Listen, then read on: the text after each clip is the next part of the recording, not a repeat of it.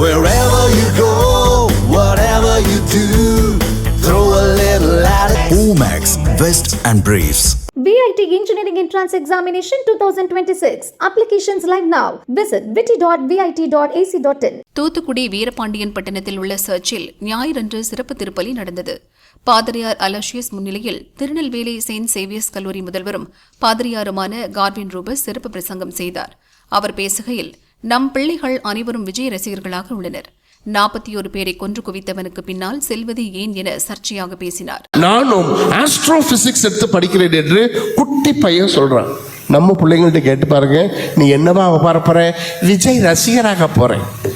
41 பேரை கொன்று குவிச்சவனுக்கு சரியா எல்லாம் இப்படி ஆகணும். இப்படி கையை இப்படி விலங்கு போட்டால் நம்மளாம் என்ன செய்வோம்? விலங்கு போட்டால் தான் கையை இப்படி வைப்போம் இல்லையா?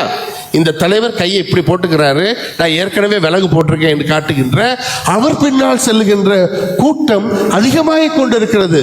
நான் விஜய்க்கு எதிரி இல்லை, ஆனால் சினிமா நடிகர்கள் மீது நம்முடைய இளைஞர்கள் குழந்தைகள் எல்லாம் ஏன் போய் கொண்டிருக்கிறார்கள்? கேள்விகளை கேட்க வேண்டும். பாரம்பரியம் என்பது இன்றோடு நேற்றோடு முடிவது அல்ல.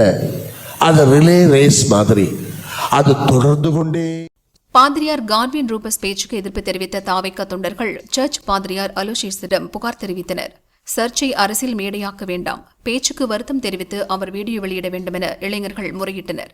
ஒரு வழக்கு சிபிஐ விசாரணையில் இருக்கும்போது மக்கள் மத்தியில் அவதூறு பரப்புவது உள்நோக்கத்துடன் செயல்படும் கிரிமினல் குற்றம் என அவர்கள் குற்றம் சாட்டினர். பாதிரியார் என்ற போர்வையில் ஒளிந்து கொண்டு திமுக ஏஜென்ட்டாக செயல்படுவது கண்டிக்கத்தக்கதென தாவேகா தொண்டர்கள் குற்றம் சாட்டினர்.